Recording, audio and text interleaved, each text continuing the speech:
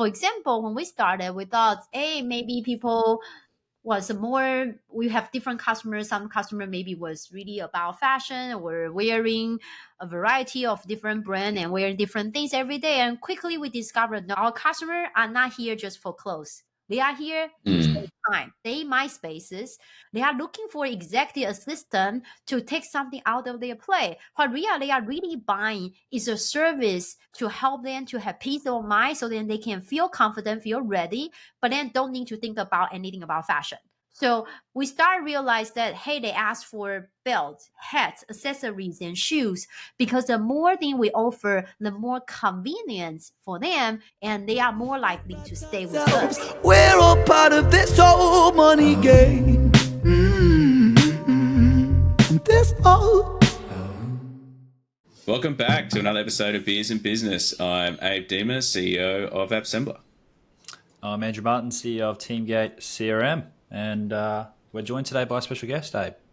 Yeah, but today we're talking to Anya Cheng, founder and CEO of Taylor.ai. And it looks like she might be frozen at the moment, but she's definitely there. Live streaming, there we go. I'm here. Okay, awesome. There we go. The video's frozen. But Anya is here, and we're excited to talk to her today with a wealth of experience across the board. But today we're going to go through our normal weekly wrap-up that we normally have, and then we'll get an introduction to the background from Anya, and then we'll go into Taylor and talk about how they're looking at changing, the clothing game and how they're utilizing AI to do that. So first things first, though, let's get onto our beers, hey, Andrew? Yeah. What are we drinking today? We've got the Hazy IPA, which looks like it is... Is she gone? Yeah, and you just jumped off. That's okay. We'll continue on. There she is. Just come back. All right, so today we've got our Range Brewing Hazy IPA. Yeah, we're back. It's a bit strong for a 6 a.m. podcast, but we've got 1.7 standard drinks. It's a tropical IPA that will saturate your sense. We can't see you, but we can hear you. We'll do what we need to. It's there we go. Look at that. It's got a bit. Look at that nice colour for a hazy IPA. Oh, who poured that? It looks like orange juice, right? I've got a... Yeah, generally, Andrew and I, we have to stick true. We got in trouble when we first started the podcast, Anya, because we didn't talk enough about the beers. What do you reckon, people were concerned. How's the new cup? That's a great cup, mate. Check? Where's that one from?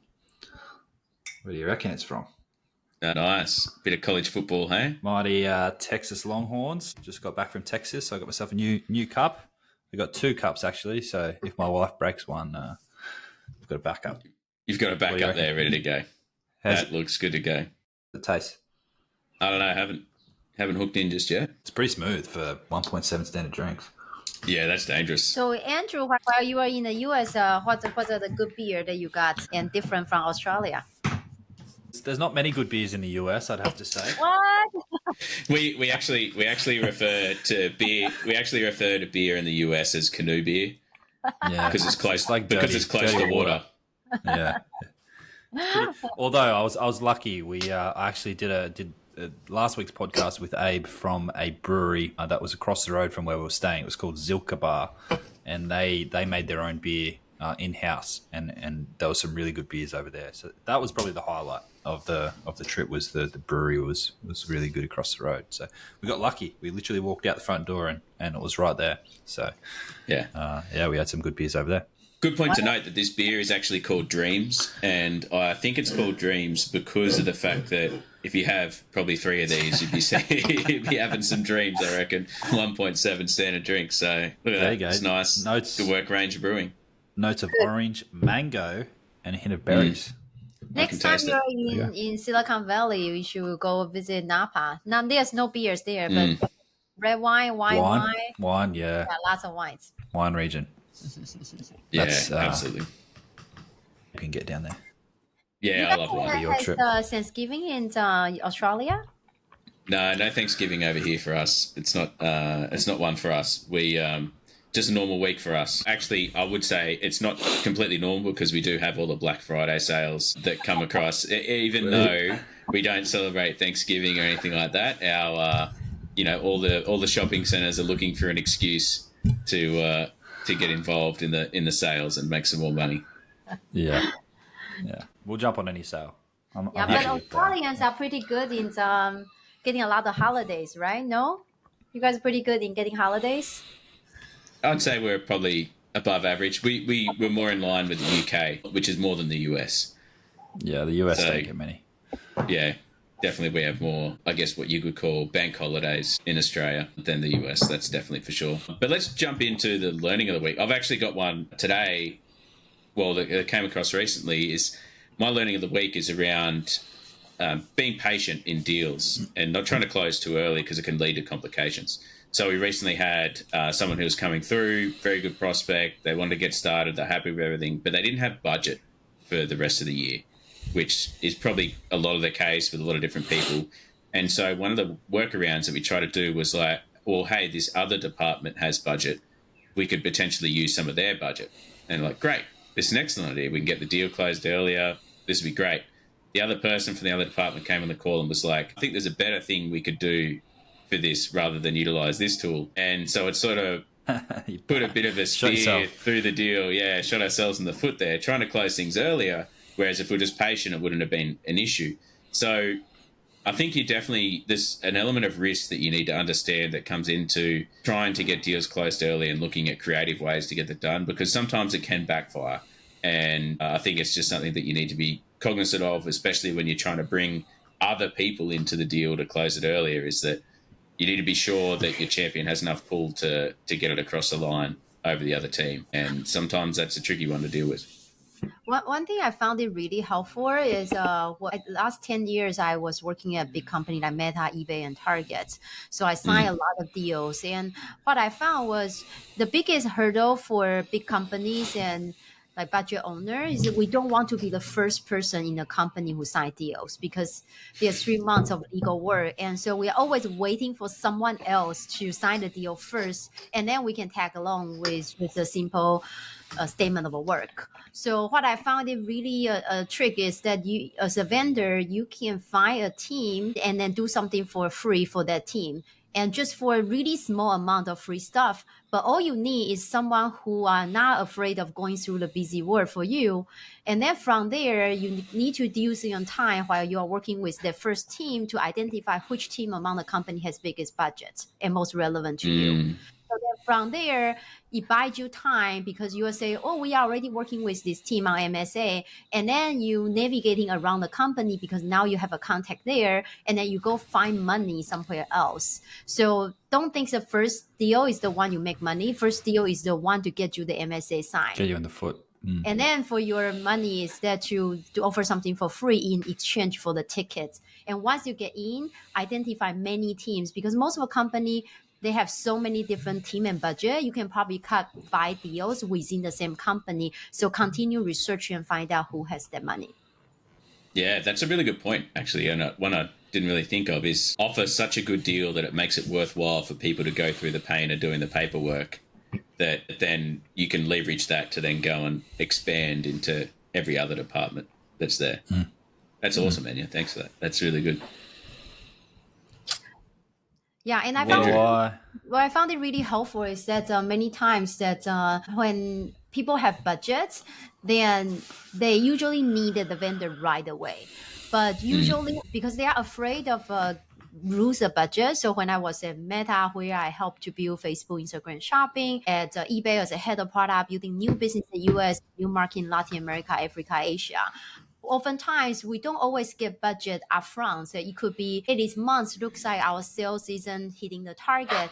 Therefore, we urgently want to spend some money in order to get the revenue hit the target. So usually once you know you need to spend the budget, you have like few weeks to figure it out. Otherwise, in 2 months, the budget is gone because you might deploy to another teams or company layoff or what.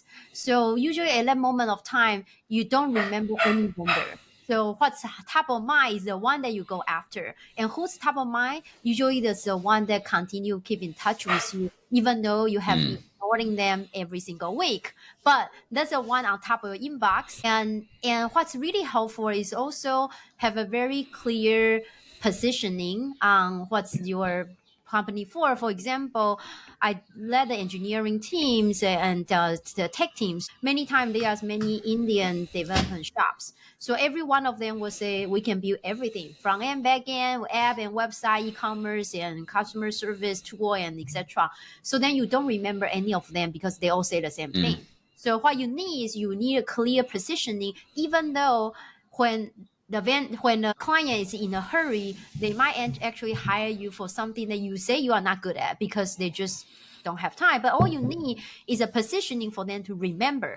So then when they have a budget, they will call you. For example, you say, we are the dev shop and our strength is that we have so many people here. So pretty much you can hire any from very junior to very senior. Or we are dev shop is a boutique agency. So we don't have many people, but that means that I can be very flexible. You can bank your money into this and then you can spend in the next 18 months. Or we are a dev shop that we only do US based engineers, so we high premium quality that you everything you don't need to say twice. We will get it right for the first time.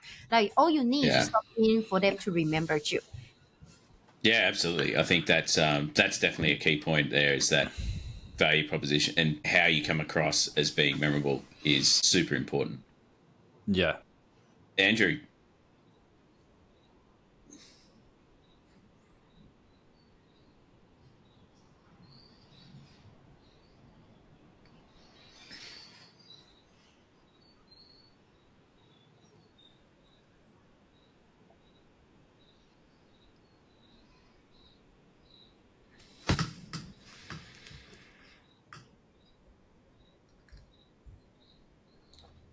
Do you enjoy doing what you're doing? But then we got it as a as a booth, as an exhibitor at the conference. We got why Teamgate, why what's your differentiator, and we had a very bold tagline on our merchandise. So it was like, well, why you over those guys, or why would we go with CRM with Teamgate? Why you guys for small business? So just making sure you understand that why, probably on a personal level. Why do you do it? But then also your positioning as a product, and we've done a lot of work to refine that positioning for us. But the personal question sort of stumped me when I was out. Had a few beers in me, getting the sort of why do you They why got do you you good, didn't enjoy they? selling CRM? They got you good. I was like, well, it pays the bills, but that's not your why really when you think about it on a deeper level. So yeah, that was my learning of the week. Make sure you know it inside out. I think we've nailed the company positioning, but having those conversations with small business owners through the week sort of cemented that. So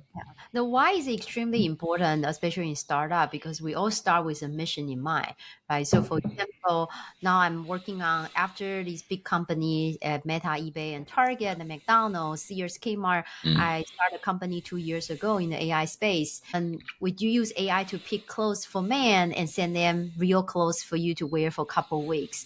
And many people ask me why. You are a woman. Actually, it's two women, me and my co-founder, who I met in University of Chicago as my classmate more than 10 years ago. Why you guys start a company 2 years ago as two women doing menswear? And then what I told them was when I was at eBay, I was a head of product and was only minority head of product there. So I felt a bit imposter syndrome. And every day I want to look great, look presentable, but I don't want to chase after clothes. I'm not into fashion. So then I was thinking, hey, isn't a fashion company that is more designed for people who are not into fashion? For example, like when I try subscription boxes, they don't all require you have to buy. But I don't want to decide, and I also don't want to own that much stuff. And when I use rental company, it all require me to pick from 10,000 garments, and I don't want to even think about that. I don't want to pick, and I don't want to spend time, and I'm not sure what looks good. It's not worth your time, right? Because you have other things to do. You just send me clothes. Yeah, so then I was like, hey, the fashion company are for people who are into fashion. Where is a company for lazy people like me? So then I did some research. I was like, okay, who and that's thinks why you like did it for men. exactly? I was like, who hate shopping, who hate laundry, and all the men raised their hands like, yes, yes, yes, that's me. And the real why is that I want to help people to achieve their dream. I want to help people to end the imposter syndrome. And I want to help people to achieve their American dream without being have to think about fashion. And then same thing for Phoebe, my co-founder. she wasn't into this, but she has been a long-term like someone who very passionate for sustainability. So she knows that 30% of clothes go directly from factory to landfill. 10% of carbon emission in the world actually from fast fashion. So she's really passionate about, oh, those clothes inventory shouldn't be going to be burned. They should find the owner and they should introduce to man, but man is not going to try new brand unless someone pick for them. So why not use AI to achieve that? And then we help more brand to find new customer and get feedback too, because usually they don't get feedback, and that's why they keep producing junk. So now with rental, they give feedback every other week. So the why for Phoebe was we can do something for the world with a lot more sustainable options. Yeah, nice. That's I think, and that's really important to have that clear why, and building. Not everyone's why is going to be the same, and I think it's so funny, right? When you talk about your why and then your co-founder's why, although they're not the same, they still interlink quite well with what you're doing over at Taylor, and I think that's super important as well. Is you don't have to have the same why, because your why can be different, but you can still look to strive to achieve the same goal because of your individual whys. And I would argue it can often make things better because of the fact that you both have a different viewpoint. So you're not, looking at, the one tree together. You're zooming out a little bit and thinking about, I imagine that there's things that you put into Taylor where Phoebe's had to say, well, this is going to make it more sustainable. This is going to make it better. So instead of just people getting the clothes and keeping them, they then get to, send them back and exchange them, so you reduce that clothing waste. That may have not come about without Phoebe's guidance as a part of that. So I think it's really important that when you have a co-founder, you should look at the same goal, but you also need to make sure that you have a diversity in those viewpoints to keep that going as well. Yeah, and also it's a team too, right? So besides your mission, but also the team's capability. Like we watch NBA game, and the best game, they are not usually the all-star team, right? In the all-star team, everyone is great, but usually the game wasn't very good. While the championship teams are really good because every team member they have bring different capability and they work together like one team. So having a different missions, and but then at the same time having a different skill set, but also with something that can connect both together. Like we went to University of Chicago for our MBA, so I don't know operations as much well as she did, but I can ask questions and I know where to look for some point some lights into the discussion. The same thing, I run tech and marketing, and she can ask great questions to help me to think through problems. Those were really helpful. It's about the puzzle, the teamwork and the puzzle. And so many times when I was at eBay and Meta, we found that if the team all find that the project is really easy and very easy to work with each other, usually the project fail. Because that means that you guys are all thinking the same. So there's no argument. That means that there's no constructive criticism to why are we doing this. Exactly. And unfortunately, the customer doesn't think like one type, right? There's very different type of customer needs. So usually the easy project tend to be a failed project. That's a really interesting viewpoint. And I think, let's look at, a bit more about that background, Anya. And so you mentioned before about, some of the companies that you work with. The list here is, too long to fully recite, but when you look at Sears, Target, McDonald's, eBay, Facebook, all in the e-commerce space, like such a really good background as far as delivering projects, and you worked on some really great initiatives. Can you tell us a bit more about your background? I'd love to hear, if you can, for each of those roles, I guess your proudest delivery, because you've got some really cool items that, people still use today that got delivered as part of those projects. And I think it's quite amazing. Yeah, sure. Before starting Taylor here in Silicon Valley, and we serve US nationwide, I was mostly in big tech company last 15 years. Most recent at Meta, where I helped build out Facebook, Instagram shopping, was also leading marketing for Facebook connectivity. We brought internet to countries that don't have internet. Nigeria, Kenya, Tanzania, Uganda, and rural area of India. And so that must have been really rewarding. It's very cool. Awesome. It's very cool.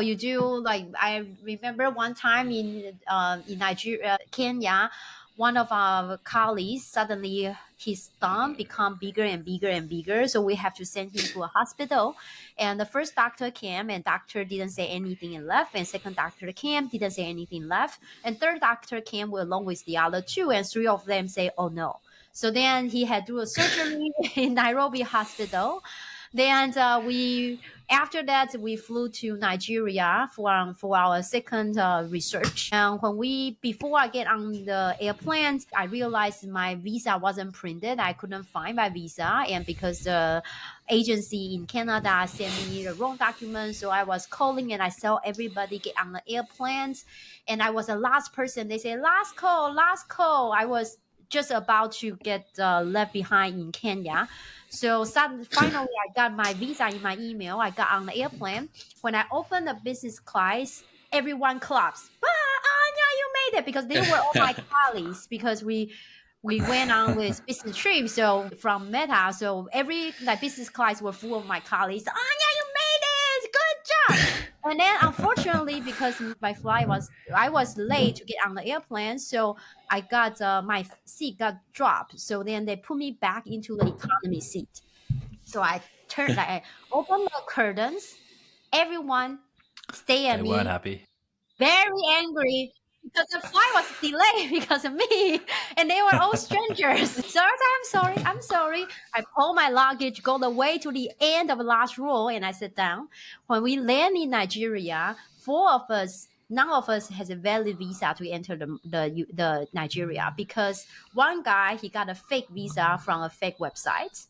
And then the other two guys, somehow they didn't pay before they arrived in Nigeria, because the website was horrible in UX UI. And then me, I got a visa, but I didn't print it out. So four of us was in a little small room. And then among the two guys who didn't pay, one of the first lady went and they say, oh, you know what? We don't take credit card. Go find cash or your debit card. So our colleague, the female colleague, came back, said, hey, anyone have cash? Can I give you US dollar, etc.? And the second guy who also didn't pay, who is our colleague, he's very handsome. So then he went over. The female custom lady just said, credit card? No problem. Take the machine out of the drawer. Credit card machine. And that guy who got a fake visa ended up got deported. So he wasn't able to enter the country. He got deported back to Kenya. When he arrived in Kenya, his one-time visa previously entered Kenya was no longer valid. And then Kenya government refused to issue him a one-time visa because he got deported from Nigeria. So he was stuck in the airport. We called the embassy for 24 hours. And eventually he flew back to Nigeria. When he entered the custom asked him, can I have your sunglasses? And he was so angry. He felt like he has been on air for 48 hours. He said, no. And the custom said, how about $20? And he said, yes. So he gave me $20. But yeah, back to the points. And I was Meta, and before that was eBay, helping to launch a new business in the US and also new market in Latin America, Africa, Asia. I helped McDonald's build out food delivery business when Uber Eats just started, and helped Target to build its Silicon Valley office. Start my career as a marketer, as a data scientist, and work my way up as a head of product, leading technology teams. So at Taylor's, I help on leading the AI team, our technology, and our marketing teams. Yeah, and it's fascinating. Some of the stories there. I imagine, setting those up, and then your time at McDonald's. Though, you worked on the application for McDonald's that most people would use today, right? Yeah, besides the application, but also the kiosk. So in Australia, when you walk into a McDonald's, the digital menu bar, when you go through drive-through, you guys have drive-through here too, right? Going through the drive-through, you have see the digital board, and then you talk to the people. Some, not sure in Australia, but in Europe, they have the kiosk on the table, to the tablet on the table that you can order table service. Oh, we don't have that. I don't think. We Europe, have one when you walk in, but the big stand-up ones. That's right. The big stand-up one. And in Europe, some of them also have one on tablets or digital menu bar. You see it change, and then definitely the app as well. So it was on my team. Yeah, nice. That's really cool. I mean, for me, it's really interesting to see the implementation of that, and something that still gets used today. It must be really cool for you, Anya, when you walk into McDonald's on the off occasion that you do and look at the big kiosk stations or the menu bars and think to yourself, like, Yeah, you and reminisce, right? It brings back memories of the project and some of the challenges. exactly. But people often ask me, did you get free McDonald for those few years you worked there? Unfortunately, not, because McDonald is all franchisee based. So unfortunately, you do have to pay every single meal. But and also, it's not sure people know, but interesting fact was different country, the different the popular items are very very different. They are, yeah. Greater China area, like where am I from in Taiwan, and people love chicken nugget. It's the number one sales, while in the US was a Pretty sure in Australia people love chicken nuggets too. while in the US there's not. Actually, people still like burger more, so very different. Yeah, absolutely. And when you look at the rolling out of that kiosk, I mean, let's just focus on that. What would you? I don't know if you can talk about it. Things like that. I know McDonald's is a big company, but what would you say was the biggest challenge to rolling that out? Was it like up, because you mentioned like franchisee, it must be hard to roll out big changes. Was it the team and getting everyone to come on board and some of the challenges of implementation? Was it like user testing? Even broadly, just speaking about some of the challenges and learnings that you had from that project. Yeah, I think change management is a big thing. And what I learned was change management. Number one, you need to change it small. Number two, you need to change that in an agile way, iterate it, but then getting feedback really quickly. So if you look at McDonald's, and when I joined the company, they didn't even have Google Analytics. They did hire some That's crazy. executives. They were That's crazy. McDonald's is so big, right?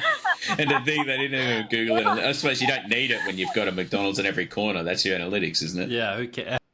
exactly. And then they were planning. What they were doing was actually hire a group of people who are very very cutting edge. They hire people from cutting edge company, and so the first half year, the project was all about, can we deliver food using drones in the air, and then let's do something, use a self-driving car to deliver food. So unfortunately wasn't successful because Yeah, I still see the guy loading up his car, getting, looks like the Domino's delivery. because what happened was it became an innovation theater. That's what we say at Target. You build something very cool, you get on the press, but those things never really getting in execution because it's just way too far from where the company is. And in a very complex environment with a lot of franchisee, different country have different needs and love different food. So it's just extremely difficult to execute. And similar things happen at Stitch Fix, for example. So at Taylor, we provide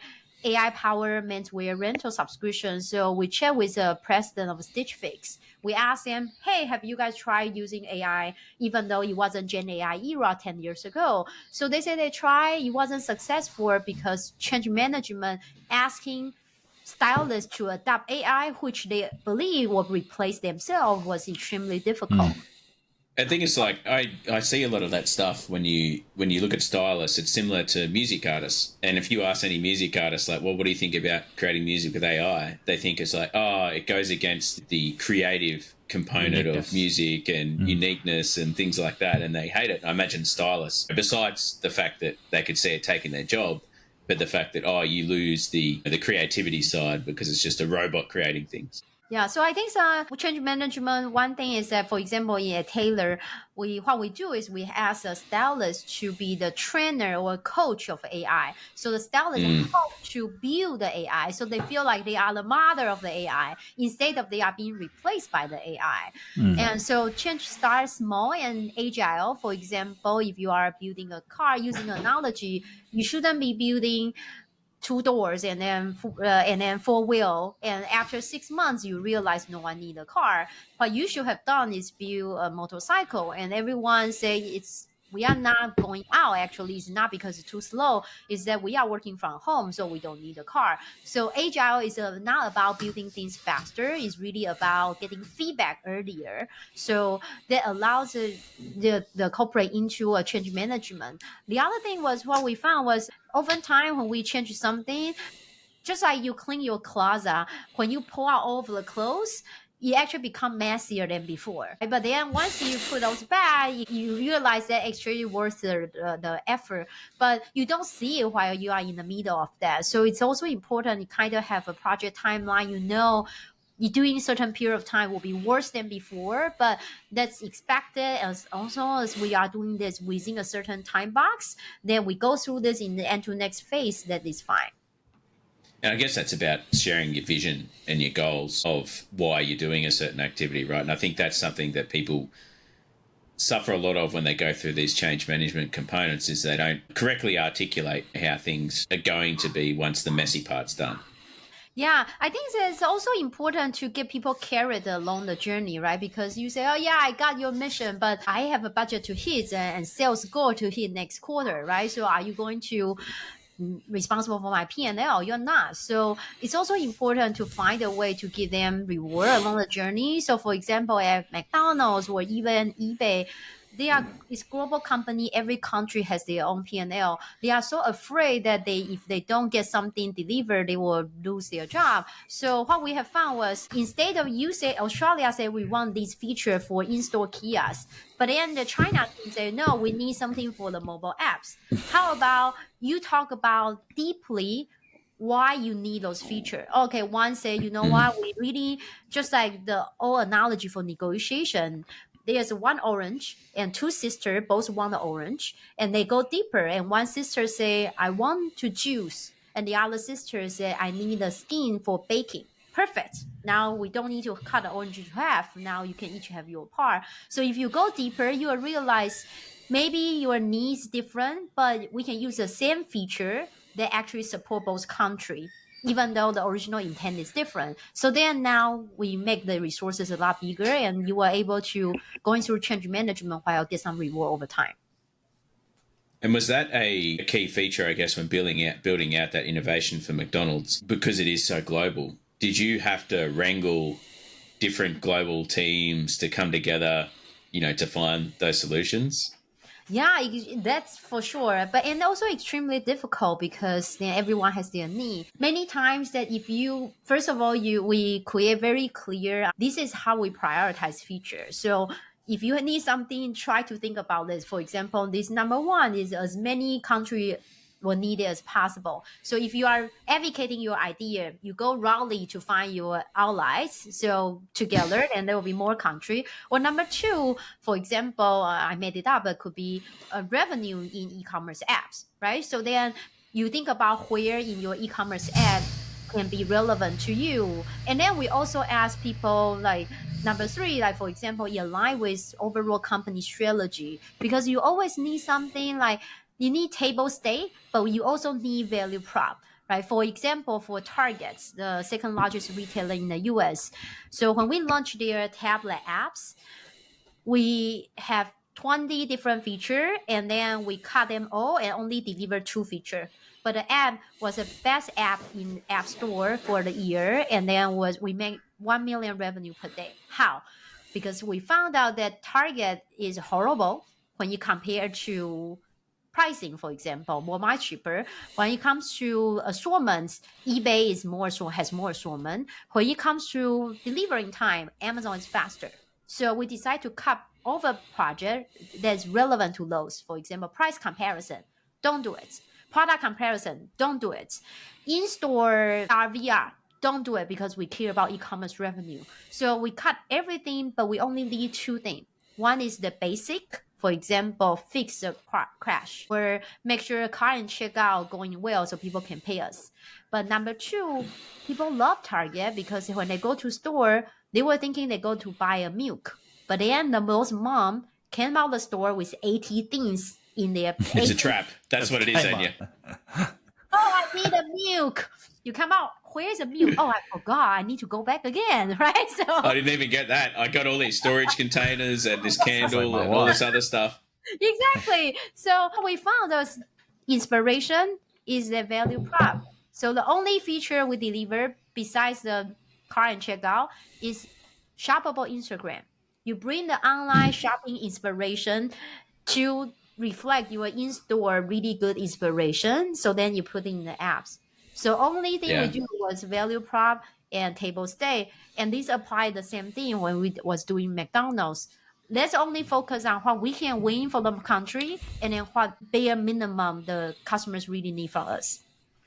Interesting fact about Target, Anya, is they're pretty much all gone from Australia, and Kmart is the target. But I big believe in the US it went the opposite way. Kmart disappeared, but Target took over all of those stores. And it's really interesting because they are essentially the same thing, but we had the opposite, where Target was more upmarket, Kmart was cheaper. Oh wow. And yeah, so it's really, really funny. But look, they're still the same company, right? But it's just the branding. And everyone selected Kmart over Target in Australia, and all the Target shut down or were rebranded to Kmart. There was a massive like social, almost cult, like a social push for Kmart. Like Kmart became the like Kmart mums groups and all, there was all Facebook these groups, Facebook social Kmart media finds. groups of like best finds in Kmart and like how they could go and find these cheap products in Kmart and turn them into these homing projects that they would do themselves. So yeah, it got a massive following, and it's Wow. it's My taken over in Kmart old Australia. colleagues will be really proud because yes, in the US, Kmart is going away. In fact, Sears Kmart in the US now, at least few years ago, I don't know now, a few years ago, it became a lot of landlord of Whole Foods because just like McDonald, they have like prime real estate locations and they realize they're actually making more money and being the landlord of Whole Foods. There you go. That's amazing. I went to a Whole Foods last week. Do you guys have Whole Foods in Australia? No, we don't. We don't have a whole. I mean, we've got similar, but we don't have Whole Foods as a Not brand. chains I or think it'd anything, yeah. probably do pretty good. Yeah, I in think it would Australia. as well. Yeah, I think it would do really well. But let's switch gears and let's talk more about Taylor. I know you've made references to it, but what I'd really love now, Anya, is can you give us, you've mentioned a couple of times, but your pitch for Taylor. So tell us about it. What does it do? Yeah, Taylor, we use AI to pick clothes for men in the US, and we send you real clothes for you to wear for a couple weeks. Once you're done, you can send back the dirty clothes or and get next shipment, or you can buy some of them with up to 70% discount. And for you, there's no more shopping, no more laundry.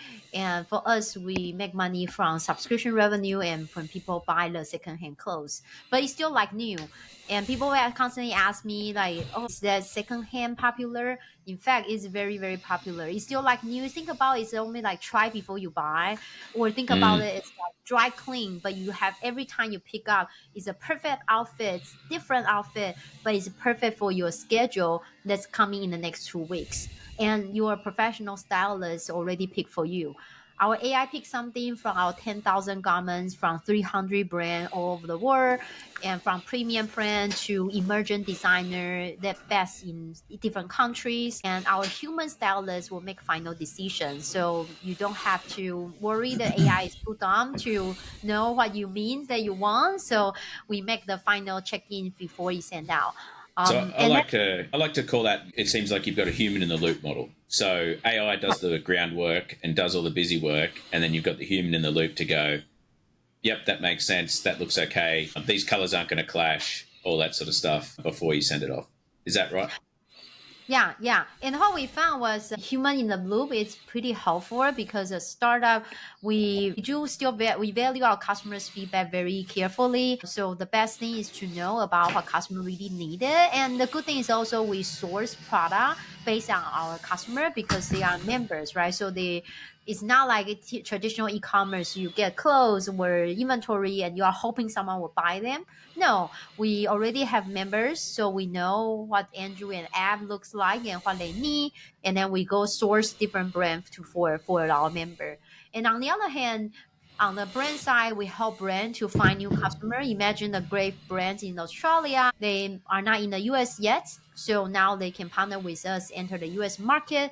And for a guy, AI and stylist recommended. So even though I never heard of a brand, I don't mind give you a try. And it's rental, you don't have to buy. You just wear. The worst time thing scenario is that you wear for 2 weeks and you realize you are not into this brand. So you send back and you don't even do the laundry. And you help brand to find new customer. You help brand to get data to feedback on what the customer like or dislike about the brand. And you also So help I would brand. say, at the beginning, like, I don't know, 2 weeks out, I would say on my subscription base, I get new clothes every week. to wear. And it'll be like, great, 5 days, I'm working in an office environment, need business clothes for those 5 days. On Saturday and Sunday, I like to wear, relaxing clothes. Let's just say I go like the full suite 7 days a week, fit out by tailor. And then you go, okay, cool, here's the outfits. I get them after the period of time. I'll say, liked Monday, disliked Tuesday, liked Thursday, Friday, indifferent for Wednesday, sort of thing. Saturday, Sunday was great. Love those clothes. And then you'd then take that back, and that'd be feedback that'd go back in the loop. Is that something like that would happen? Yeah. You, for example, you pay roughly around $100. You get to get 5 items, which you will pair into 2 to 3 outfits each time. Mm-hmm. Once you're done, you send back the 5 items. Right away, you get another 5. Or we have some feature that you can extend. Like these 5, I really love it. One of them I want to wear a few times. I can extend this one item, and we send you another 4.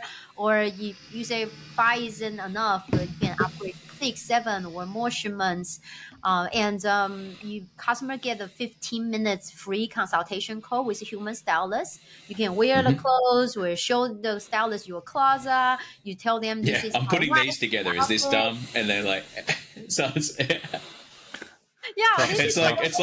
like what my wife does when I walk out wearing something, and she's like, "What are you wearing? Why are you wearing those same colors together?" I'm like, I don't know. It works, doesn't it? Yeah. So your stylist will be your executive assistant, and then we recommend like, okay, this one should go this white sneaker, or your sneakers dirty, you should clean up your sneakers.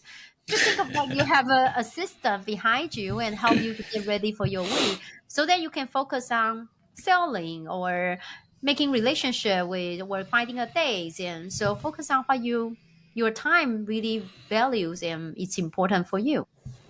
Yeah. And I went through the initial design phase with your team, Anya, and it was really, really easy for me, who's, like you said, a lazy male that doesn't like to pick clothes. But it was really quick, really easy. I saw a preview of the clothes that would have been sent to me, and they looked great. What happens on the other end?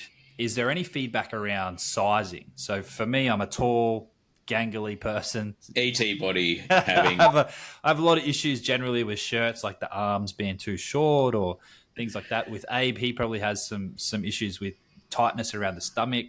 Is there any sort of sizing feedback that you receive after that then helps whether it's the AI or the human stylist learn to improve, I guess, the fitting and the styling as you go through? For sure. So you actually get a SMS text message with a human stylist, but each time you share the feedback, either you can through apps or you just text over. It goes through our AI, and AI will consider that. But even at the beginning, we ask you what problem you usually have. Is usually sleeves too long or belly is too big. So by looking at your height and weight and some information you provide, our AI start matching you with some customer in our database, and we think you are actually similar to these customers. And we also kind of using AI to make sure that we are compared with garment to garment. So you like this, the other person like that. And before the Gen AI era, this wasn't easy, because imagine before Gen AI, each attribute will need to be labeled, right? For example, okay, garment has a color has these 20 different color, red and blues, and sleeve and long sleeve, short sleeve, and a quarter sleeve or what. And these all become structured data before Gen AI. And now with Gen AI, this attribute can be created in seconds. Matching the customer with 10,000 garments can happen in 3 seconds. And that's also why serving lazy man or busy man wasn't really feasible before Gen AI, because before that means we have to hire an army of people offshore to serve this group of people, and now become feasible. Yeah, that's I imagine the Gen AI piece has been a game changer in, taking away a lot of that work. But when you look at your experience in e-commerce and coming into Taylor, what were your biggest takeaways from your experience that you've really been able to implement into Taylor? Yeah, I think so. It's important to solve a problem, right? So, for example, at Target, at eBay, we're thinking at that time, even though without Gen AI, we were like, hey, AI is the next big thing. We should definitely do some AI stuff. Then we think, okay, it's about selling and buying. And in fact, Abe owns Gumtree. So I was at one point I was building Gumtree Australia. And Nice. so yeah, so we think so people, how about we make them easier to sell? Snap a picture, AI will write everything for you, then you hit post, then you'll start selling. So we built a feature. It was hard because it was without Gen AI. And we shipped the feature and no one used it. What happened? We realized when people are selling stuff, they really care the description is correct. So then, because they can make money, so we create something without very strong needs, right? Or the same example on Amazon, they use AI to detect if they need to turn on the light for the truck driver. So what they Yeah. found was during the day, it was very light, so the AI can detect people. So then AI turned on the light, which wasn't needed because it's during the day. And in the evening, the AI wasn't able to detect people, so the AI didn't turn on the light, and which was needed. So it's important that your technology really solve a problem. For example, when we started, we thought, hey, maybe people was more, we have different customers. Some customer maybe was really about fashion or wearing a variety of different brand and wear different things every day. And quickly we discovered that our customer are not here just for clothes. They are here to save time. They my spaces.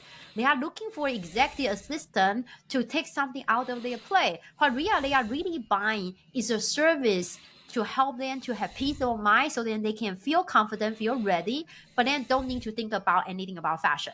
So we start realize that, hey, they ask for belts, hats, accessories, and shoes because the more thing we offer, the more convenience for them, and they are more likely to stay with us. So I think it's important to know what problem we are really solving, because if you look at women's rental subscription space, woman, man, only one word different. But it's totally different because in the woman's model, the problem they are solving is women want to wear different things every day. But our guy is here to save time. Wasn't because they want to wear different things every day. So totally different value prop, different problem that those two businesses are solving. And then how did you go about getting the feedback? You know, it's hard as a startup, right? Because you might start from, you start from zero customers and then you go to yourself, I want to create this thing. How did you go about getting feedback for Taylor? And I think this is a great learning point for everyone who is looking to start a business, is that early feedback is essential. Yeah, so we do interview. I think two questions. One is how do we get feedback? One is how do you get the first customers? For feedback, we do interview every single customer who willing to talk to us, and we give them incentive, like you get one cost additional for free to rent. And we interview more than half of our customer, and every customer gets the survey too. But how we get our first customer was 2 years ago when we just started a business. We didn't have any inventory. Our website was horrible. So then we create a landing page using Shopify and we say join the wait list. So one day there's a guy called Michael. He lives in San Diego. He emailed me and said, hey, can you please bump me up to the wait list? We wasn't ready, but the guy thought that we were so popular, he wasn't able to get on the list, and that's why he was still being on the back of the wait list. Perfect, right? And then I thought this guy is a scam. Like, who will be so proactively asking for service? So I ignore him. And a few days before Christmas, he called me. And I was again thinking like this must be a scam because nowadays who call? Nobody call. And how did he get my number? Because he added me on LinkedIn and I didn't pay attention. I accepted. So he found my numbers over there and then he called me. He said, Anya, I'm a real estate agent in San Diego. I really like some of the shorts on your websites. And those were stock photos. We don't even have those things there, but can you please call me up for wait list? And we all realized, oh my God, he's a real guy. So then I told my co-founder He's a real guy with no style. Exactly. And we're like, okay, now it's Christmas sale. Then went to the outlet, we bought a whole bunch of stuff. We went to a post office, put into the post office box, not even our real box, like post office And box. you sort of sit there together and you're like, this is the first order. Here we go. Yeah. And then he's like, okay, thank you for bumping up to your wait list. And that's how we started. So yeah, and then how we got That's how you know you've got a problem that people want to solve, right? Chase When ya, someone yeah. finds you on LinkedIn, adds you, gets your phone number, calls you and says, I need some clothes. Yeah, and then and how we get our first partner was that I went to TechCrunch, and we were thinking, oh, if we have ever have a news, then we will be able to get partner. So I was going through the list on the TechCrunch. I actually walked into the reporter room and I got kicked out. They were like, "This is reporter only, go out." And then I was still managed to get a business card from a reporter. So I follow up and follow up again, and the reporter say I'm not interested. And a month after, she circled back and she said, "I'm still not interested, but my colleague is working on a news about menswear business. How about you talk to him?" I said, "This is amazing." So I talked to him. We thought, yeah, our first news is coming out. Nothing happened. So for 3 months, just nothing happened. And we went on, life goes on. We went on a startup competition. We won the West Coast Championship. And our final global competition is in Chicago. And the competition was hosted by University of Chicago. And I am both a University of Chicago alumni, but I'm also a Northwestern University faculty and alumni. And for people who don't know, those two schools, And they near each are other, like right? rivals, right? So I thought this might be some news. So I called and then we reach out to local newspaper and station, and no one care. But then how about with some news for school paper? You should be enough news for school. So Northwestern University published it. Then I took the school paper. I went to local Chicago ABC station and I mailed them, say, "Hey, this is the news coming. I think still some interesting rivalry between the two schools in the same town." And we got on ABC morning news. But then from there, I sent the news back to the TechCrunch reporter's colleague, and he published a news on a trade publication. And a company in Canada saw the news, reached out to us, became our first supplier. That's pretty cool. Awesome. And that's a lot of groundwork to get Hustle. to that point. Right. Yeah, that's awesome. Most of people want like one easy shop, like the stone in a river. Most people want to be picked up and then throw away across the river. But the reality is that many times you are like the stone on the river inside. You roll one step at a time, and eventually you're already across the river. Yeah, no, you're absolutely right. Look, and Anya, today's conversation has been really insightful and really fascinating to see where you've come from and to get to Taylor. And I wish something like that was in Australia because, I mean, You need it. I am exactly the same, right? I am your target audience. But if people want to continue the conversation and reach out to you, potentially some suppliers, or if people want to start using Taylor in the US, where can people find you and Taylor? Yeah, they can go on taylor.style. That's taelor.style, taylor.style. And you can use Beers30, BEERS30, get 30% off for your first month Boom. subscription. Or you can get Beers Gift 10, BEERSGIFT1, Beers Gift 10 to get 10% off gift card. So this holiday, We'll put the link down there as well, and those codes. So this holiday, no more sweaters, no more stuff that people don't like, no more chocolate. Wow your family at Christmas dinner by wearing the best outfit you've ever seen you in. Yeah, or the best gift is saving someone else's time. The best gift is elevate someone's style, help them to get ready for the day and achieve their dream. Yeah, absolutely. Thank you so much for that, Anya. And we'll make sure we put them in the description, the show notes, and everyone will be able to sign up and give Taylor a try in the US. So to close it out, Andrew, do you want to close it out? Sometimes you like to, sometimes you don't. Sure. As always, like and subscribe on all of our socials. Beers and Business Pod. We're on LinkedIn. We're on Instagram, Facebook, Twitter. No, we're not on Twitter. We're on TikTok sometimes when I post. But otherwise, submit your questions, topics, and any great guests like Anya that you want to see on future episodes. As always, we'll be out weekly on YouTube and Spotify. And be sure to tune in to the next episode. What time is the next episode dropping, Abe? Tuesday, 10 a.m. Every Tuesday, 10 a.m. Australian time, Australian Daylight Savings Time, I should say. So we'll make sure it's out there, and I'll let you know where you can share that across. And yeah, I look forward to hearing how Anya goes, continuing the journey of Taylor. And next time in the US, I am absolutely using Taylor to get me some sweet outfits for when I go and meet people over in the US. Thank you so much for coming on today, Anya. I really appreciate it. Thank you. It's been a fantastic conversation. Wonderful. Thank you. This is Anya Cheng from Taylor.style. Thanks, Abe. Thanks, Andrew. Thank you. Cheers, guys.